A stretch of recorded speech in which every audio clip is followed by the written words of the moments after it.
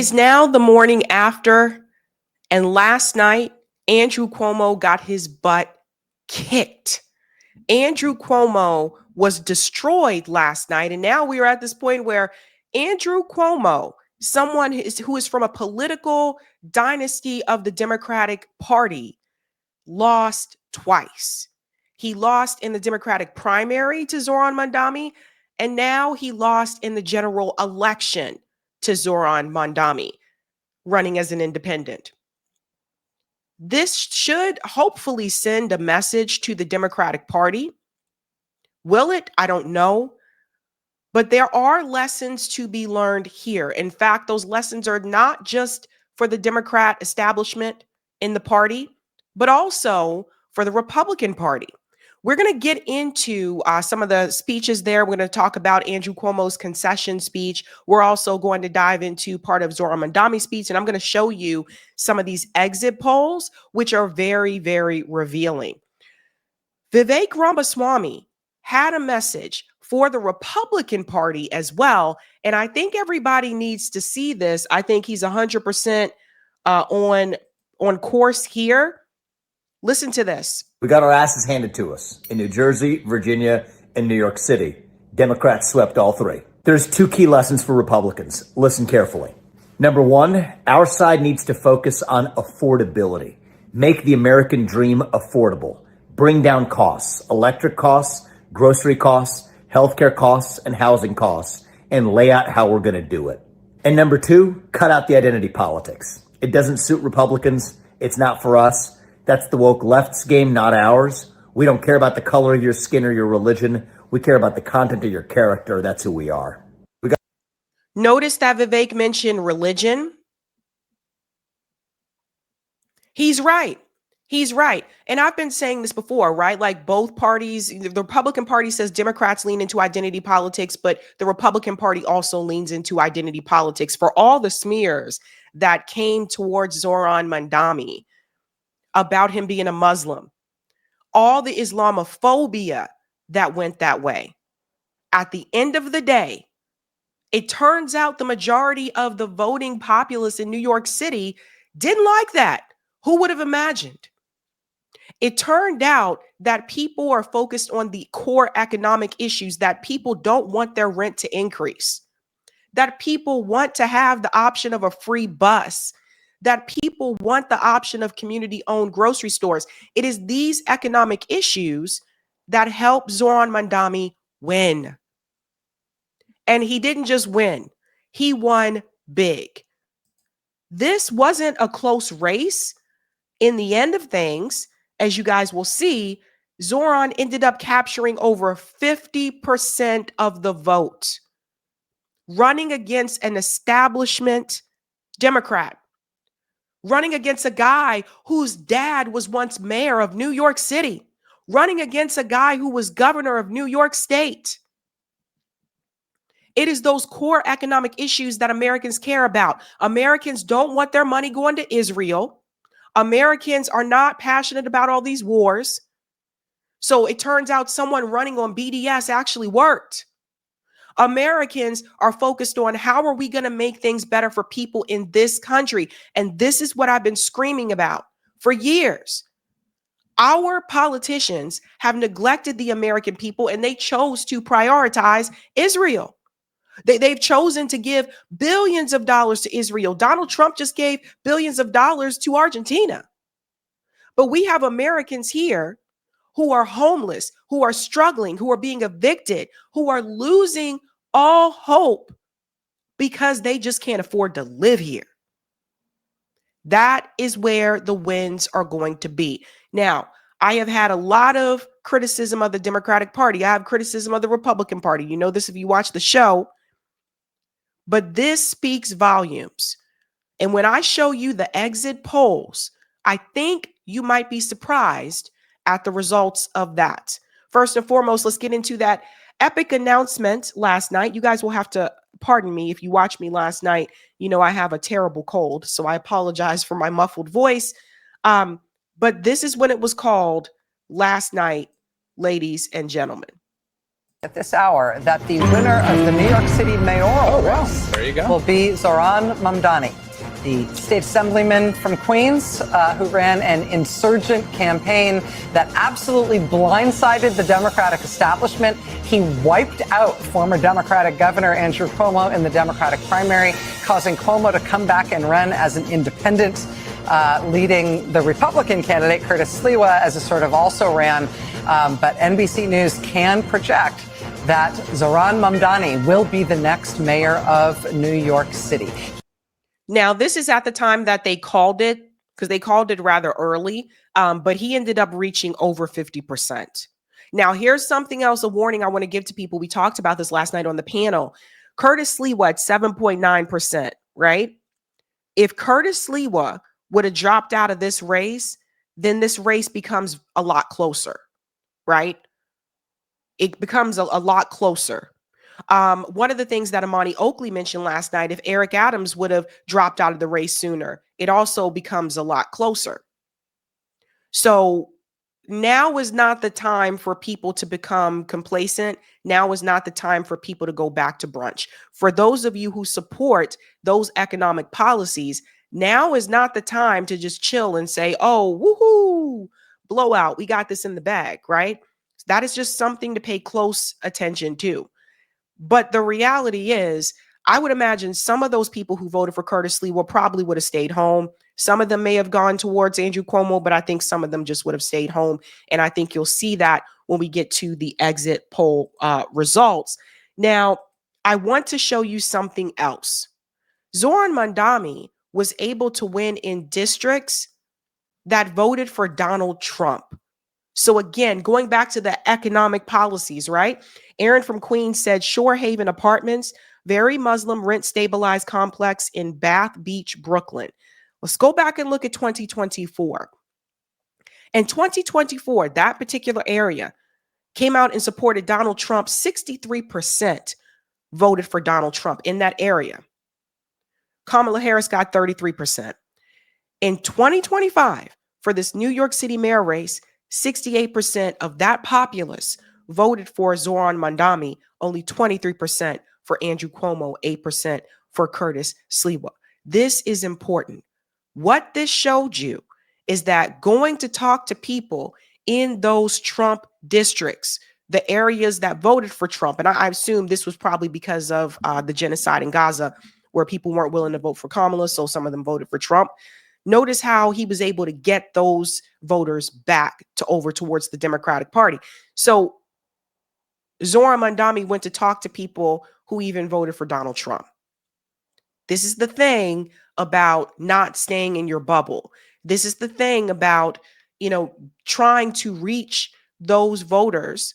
And granted, yes, Muslim, area, but still going into the Trump areas and talking to those people too.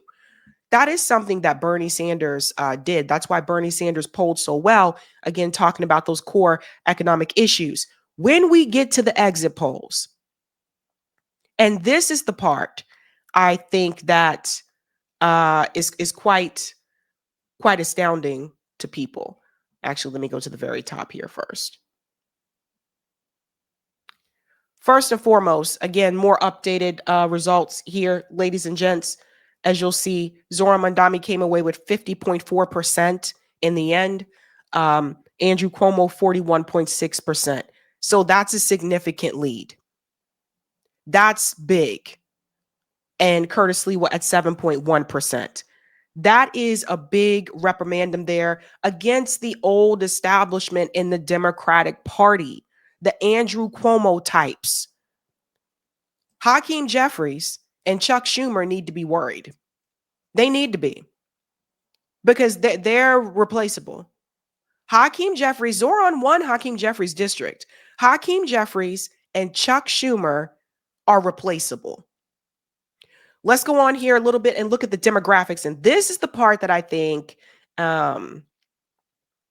people might find interesting. Mamdani is blue.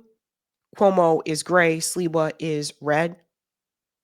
So that's male and female. 50% for both genders for Zohran. But this is the part I want to show you. If you look at the racial demographics. Andrew Cuomo won, 45% of white voters. Zohran received 46%. So he even beat him a little bit with white voters. What is really interesting here is the black vote.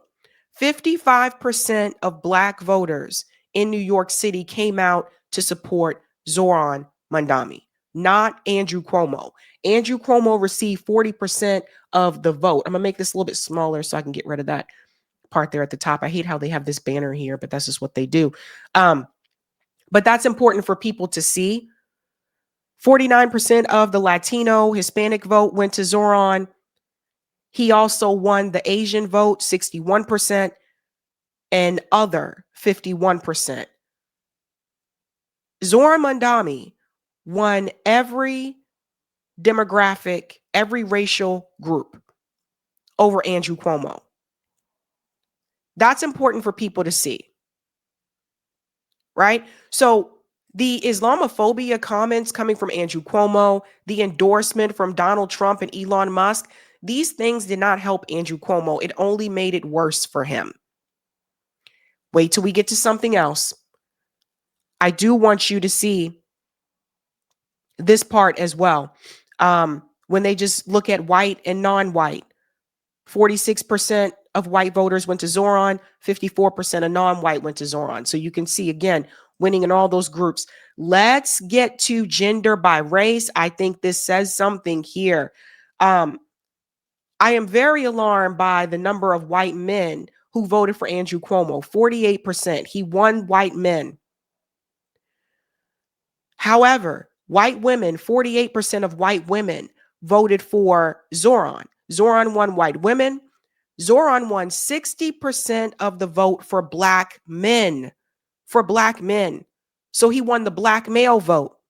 He won the black women vote, 52%. He won the Latino men vote, 52%. He won the Latino women vote, 48%, and all other 58%. This is very telling. Now, I know what some people are going to say. They're going to say, well, in New York City, those are probably black internationals. Those are not, American freedmen. American freedmen are those that are descendants of slavery, et cetera. I know we have some similarities here in Boston, but I do know a number of American freedmen that do live in New York City. Not everyone who voted in New York City is from New York City. And people have to keep that in mind. There's a number of people that graduated from college and went to New York because they got a job there. I know I was one of those people that interned in New York. So that's just something to keep in mind. Let's go on here. The age group. This is something that I am very, very surprised by. When it comes to 18 to 29 year olds, 78% went to Zohran Mamdani. 78%. 30 to 44 year olds, he got 66%. 45 to 64, he got 43%. So Andrew Cuomo won that age group by 47%. And of course, Andrew Cuomo won 65 and over. But the point is this. One second. Ladies and gentlemen, I think Andrew Cuomo and the Democrat leadership underestimated the youth turnout.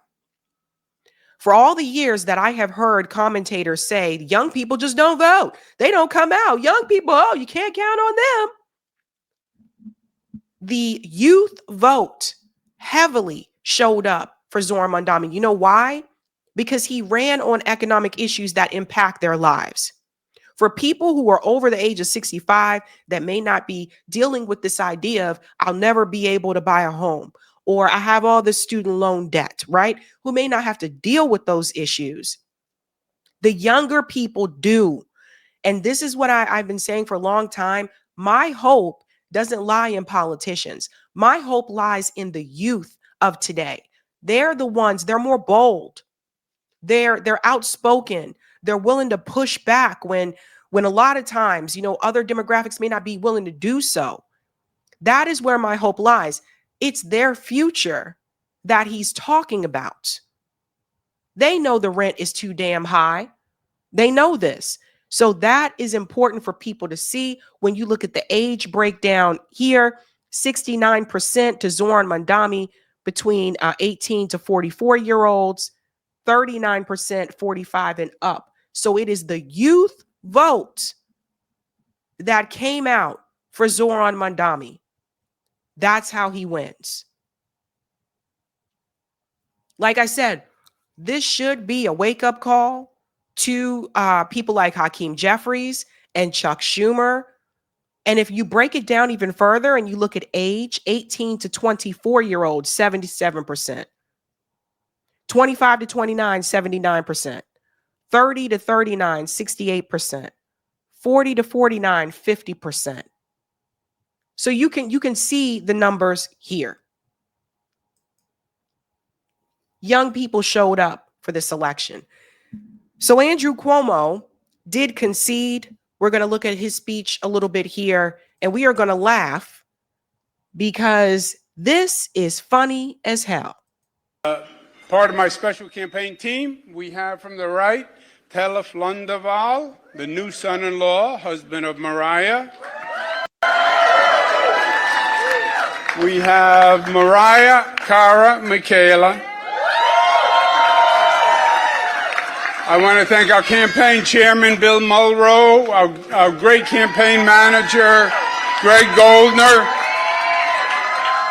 I want to thank Mayor Adams, who stepped out of the race to make us more competitive, and that was a very gracious thing to do.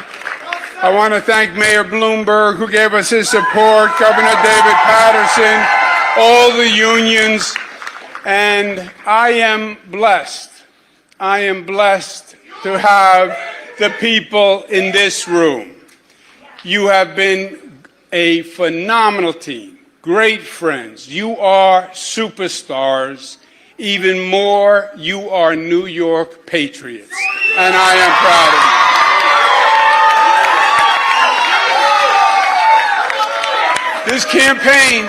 This campaign was the right fight to wage. And I am proud of what we did and what we did together. No, it wasn't. Because what you actually have here is this. Andrew Cuomo made the same mistake that Kamala Harris made. He ran to the right. This is what people don't get. Andrew Cuomo, of course, doesn't want to admit this, but I think if I were to make an assumption, I would assume that Andrew Cuomo is embarrassed. This dude ran twice, lost twice. Let me say it again. Andrew Cuomo ran in the Democrat primary, lost, then ran again in the general election as an independent. He couldn't take the message from losing in the Democratic primary and lost again.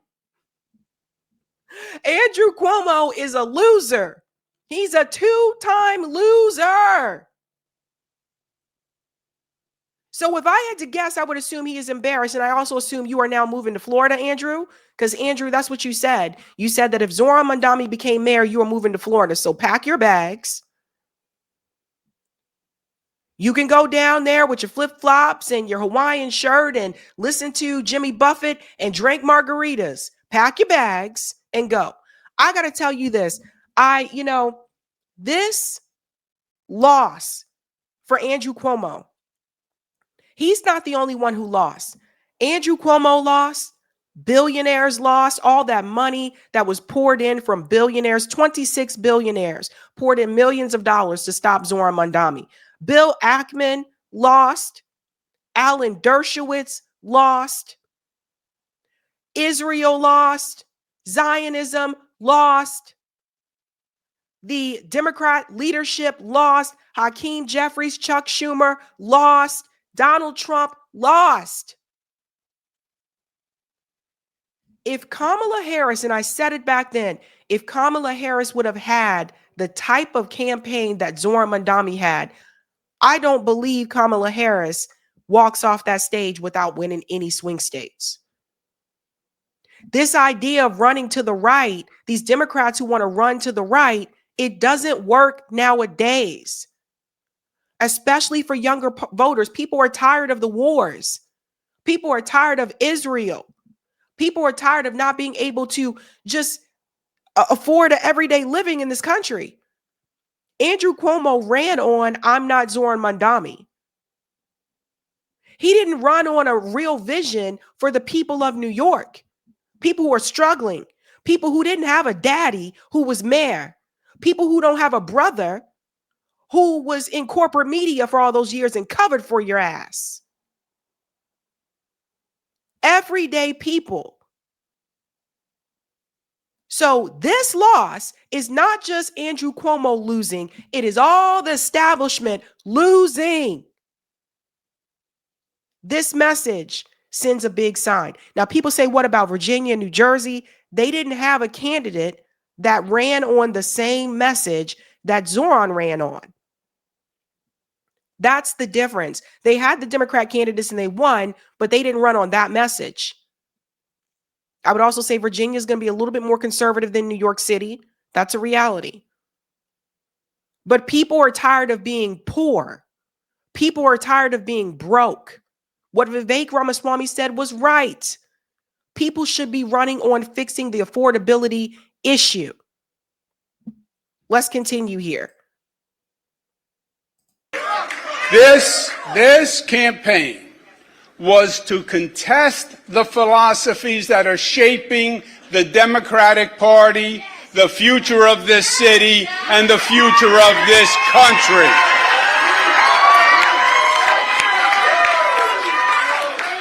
And this coalition transcended normal partisan politics. It brought together Democrats and Republicans and independents, joined by the simple fact that their first allegiance is as citizens of New York City.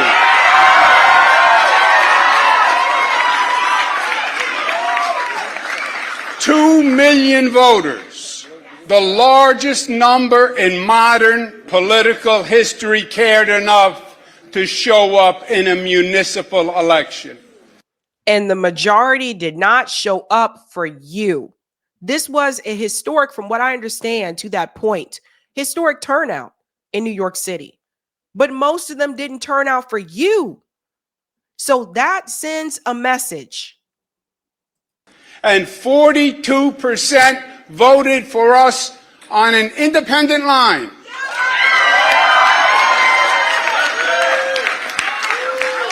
That is the highest percentage in modern history.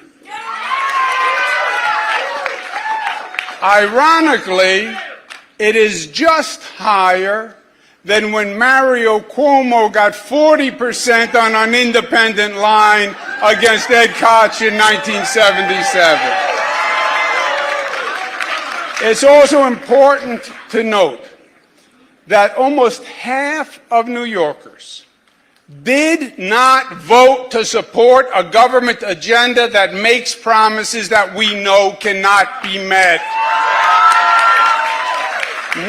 That's not a brag. The turnout over the years has been roughly about 20%, even though the voter registration has continued to increase over the years because of the automatic voter registration. But so that's not a bragging point. Again, the majority did not turn out to vote for you. We support an economy of jobs, of opportunity, of entrepreneurship. That's what New York is, and that's what New York must remain. We are a nation of laws, and we believe in law and order, and we need the police to keep society safe. We will not make the NYPD the enemy. We cherish our diversity, and we have no tolerance for discrimination of any kind by race, religion, sexual orientation, or creed. And we will not tolerate any behavior that fans the flames of anti-Semitism or diverse attacks. But you fan the flames of Islamophobia. So does everybody see this? This is something I was saying before. He fanned the flames of Islamophobia, but the people you looking to protect, it's just, oh, we're going to protect, people against anti-Semitism. But everybody else, look at who he chose to prioritize. This is why I said Andrew Cuomo had to lose. He needed to be embarrassed. He needed to fall on his face, and he needed to lose by a large percentage, not just 2%, because this really does send a message to him. Now, of course, he's going to try to make himself look good in his concession speech here. But that is why you lost, Andrew Cuomo. The Islamophobic remarks that came from him, the way he ignored the Muslim community, also in New York City, you chose to prioritize one group over the others. That's why you lost. You didn't have an economic agenda for the people. That's why you lost. And guess what? Zionism, this is over. This is over. You're seeing it in the Republican Party. People are walking away from Israel. This is done. Anybody looking to run on this message, this pro-Zionist message, this I'm going to do anything I can for Israel, this is done. You stand to lose. Be very cautious about this whole independent line, because here's what I predict. I predict more of these centrist candidates are going to do what Andrew Cuomo did. They'll run in the Democratic Party primary. If they lose, they will run as an independent. And they're going to change what it means to be an independent. They're going to change that. So be prepared for that. A number of people keep asking me, well, what about the third parties? There was no third party in this race. And this is what we talked about last night. There was no Green Party candidate in this race, no PSL candidate in this race. And that is because of Andrew Cuomo. He changed the rules so that third parties would have a more difficult time getting on the ballot. He did that when he was governor of New York. So in those circumstances, again, you cannot fault people. And I cannot say this enough. You can't fault people who said, okay, I'm going to vote for Zohran because I live in a rent, stabilized apartment. I don't want my rent to continue to increase. Blakely came on and talked about this. She's one of those people. You can't fault those people. And it's a mayor race, right? So you're dealing with people who are dealing with these economic issues right there in New York City. So you can't get mad at people because they voted for Zohran because they're worried about those economic concerns. Andrew Cuomo didn't deliver on that. It's not just about Israel. A lot of it's about the economic issues. Let's continue on a little bit more. I'm not going to drag you through too much of this.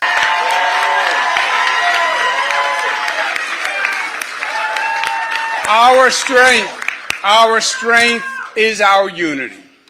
Black, white, brown, Christian, Muslim, Jewish, Buddhist. We are one. We are the family of New York. We believe in interconnection and mutuality and codependence. And you attack one of us, you attack all of us. That is what it means to be a New Yorker.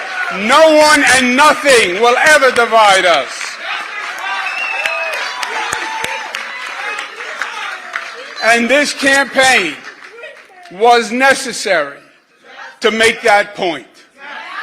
A caution flag that we are heading down a dangerous, dangerous road.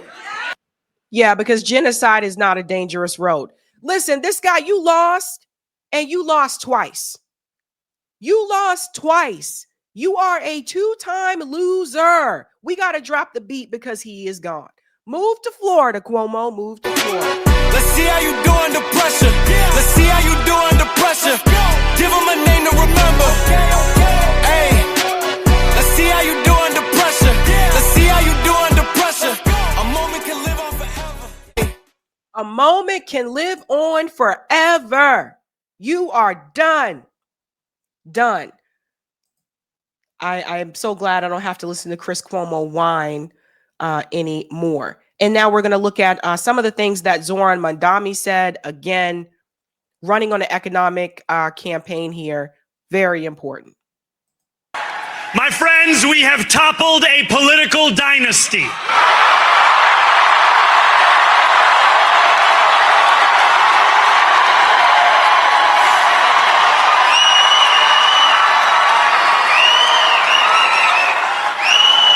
I wish Andrew Cuomo only the best in private life. But let tonight be the final time I utter his name as we turn the page on a politics that abandons the many and answers only to the few.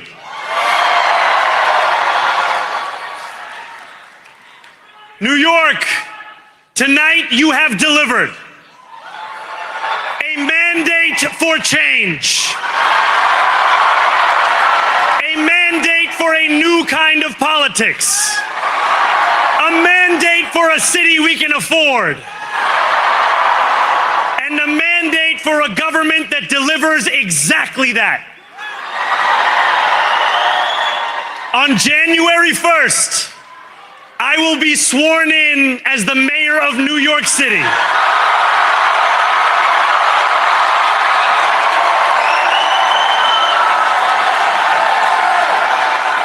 And that is because of you. So before I say anything else, I must say this. Thank you. Thank you to the next generation of New Yorkers who refused to accept that the promise of a better future was a relic of the past. You showed that when politics speaks to you without condescension, we can usher in a new era of leadership. We will fight for you because we are you. Or as we say on Steinway, ana minkum wa ilaykum.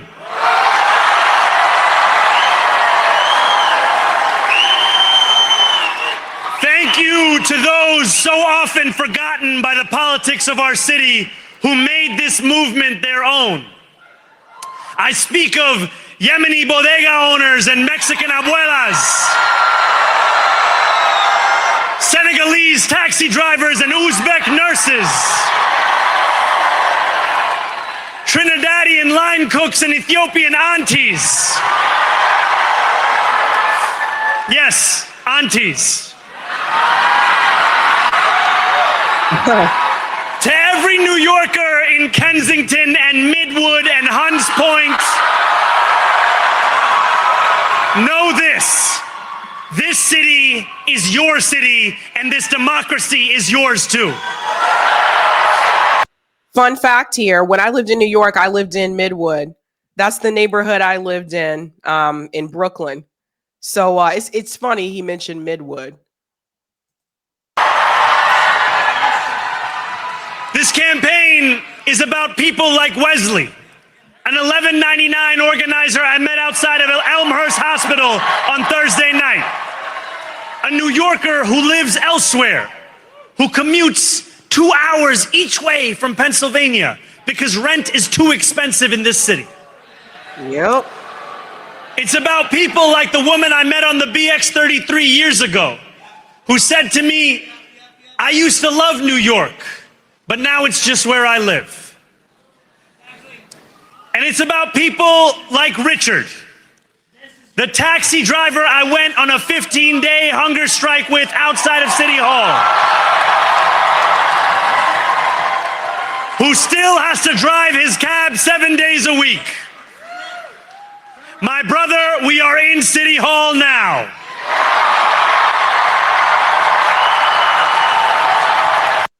I didn't know that he did that. We're going to fast forward a little bit because some of the stuff that he says towards the end, I think is really important. I don't want to keep you guys here all day. Here we go. We will stand alongside unions and expand labor protections because we know, just as Donald Trump does, that when working people have ironclad rights, the bosses who seek to extort them become very small indeed. New York will remain a city of immigrants, a city built by immigrants, powered by immigrants, and as of tonight, led by an immigrant.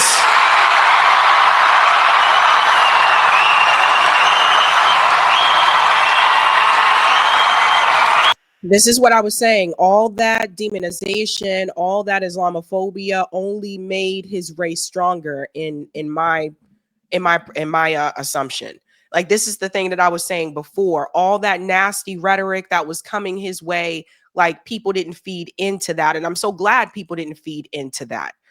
Right? So Andrew Cuomo showed you exactly who he is. Now people need to pay attention to that.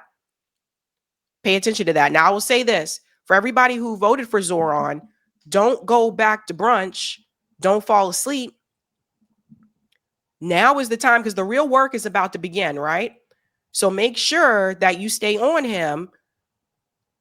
Make sure that he does these things that he ran on. Because I think that's what tends to happen sometimes, is like we support somebody, we vote for someone, and then we're like, okay, they won, and we go back to sleep, and they didn't do what they promised. So make sure you stay on him. That is going to be important.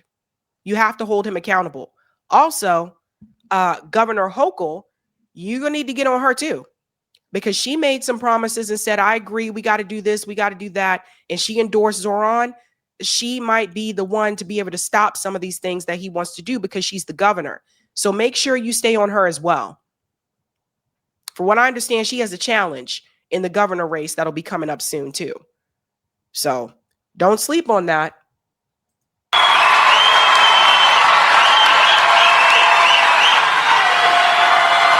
So hear me, President Trump, when I say this.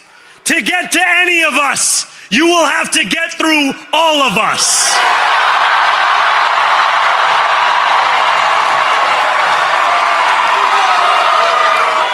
When we enter City Hall in 58 days, expectations will be high. We will meet them. A great New Yorker once said that while you campaign in poetry, you govern in prose. If that must be true, let the prose we write still rhyme, and let us build a shining city for all. And we must chart a new path, as bold as the one we have already traveled. After all, the conventional wisdom would tell you that I am far from the perfect candidate. I am young, despite my best efforts to grow older. I am Muslim. I am a democratic socialist. And most damning of all, I refuse to apologize for any of this. There it is.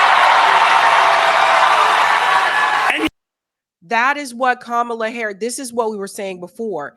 You're going to get called a socialist anyway. If you're running the Democratic Party, they called Bill Clinton a socialist, and he moved the party further to the right. So you're going to get called a socialist anyway. You have to lean into who you are, what you are, and not apologize for it. I feel like Kamala Harris wasn't willing to do that. I feel like she was trying to walk very carefully. And I think you should lean into all of that. If you notice, something I've noticed with Donald Trump, he doesn't run away from what he is. He leans into it. So I think Kamala running the type of campaign, granted, that's a presidential campaign, but still running that type of campaign where I'm going to try to appeal more to the Republican Party instead of to the progressive left. We said back then that wasn't a good idea. And you see where that got her, right? We're going a little bit more here and then we'll head out. Yet, if tonight teaches us anything, it is that convention has held us back. We have bowed at the altar of caution, and we have paid a mighty price. Too many working people cannot recognize themselves in our party. And too many among us have turned to the right for answers to why they've been left behind. We will leave mediocrity in our past. No longer will we have to open a history book for proof that Democrats can dare to be great. Wow. Our greatness will be anything but abstract. It will be felt by every rent-stabilized tenant who wakes up on the first of every month, knowing the amount they're going to pay hasn't soared since the month before. It will be felt by each grandparent who can afford to stay in the home they have worked for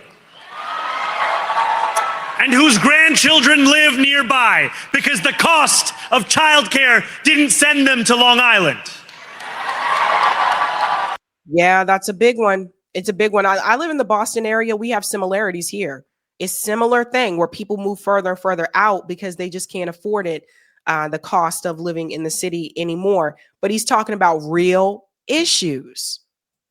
It will be felt by the single mother who is safe on her commute and whose bus runs fast enough that she doesn't have to rush school drop-off to make it to work on time. And it will be felt when New Yorkers open their newspapers in the morning and read headlines of success, not scandal. Whoa. Most of all, it will be felt by each New Yorker when the city they love finally loves them back. Together, New York, we're going to freeze Together, New York, we're going to make buses fast and together, New York, we're going to deliver universal. Let the words we've spoken together, the dreams we've dreamt together, become the agenda we deliver together. Yeah, as you guys can see, he had a really good speech there. And I'm just going to be honest. This is a big win for Zohran Mamdani. Again, like I told you guys, I've been very critical of the Democratic Party, but I can be honest here and I can tell you this is a big win. And I will also say this. The turnout, the youth turnout for this election is very, very important. All those young people that came out.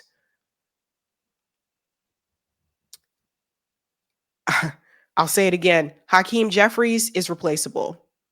Chuck Schumer is replaceable.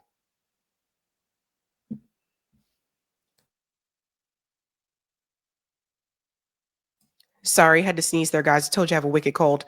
But this just goes to show you what can be done, what can happen. Andrew Cuomo, I hope you go to Florida and you sip on Mai Tai somewhere and you and your brother can just shut the hell up for once. I hope that's what you go do, Andrew. Because it turns out, again, running as a candidate who had so many scandals, as Zohran said, as I told people, all those people who died in the nursing home, which he apologized for last minute yesterday. 13 women accused you of sexual harassment, cutting Medicaid, cutting the MTA. That was under your watch, Andrew Cuomo. That wasn't Zohran's fault. That wasn't Sleewa's fault. That was all you when you were governor. So the audacity, I said to myself, of this man who thinks that, oh, yeah, I'm a Cuomo. I'm just going to walk in and I'm going to win this anyway. People have woken up and the Democrat establishment, this is a big wake-up call. Hey, guys, this was a Sabby clip. If you like what you saw, hit that like button and subscribe.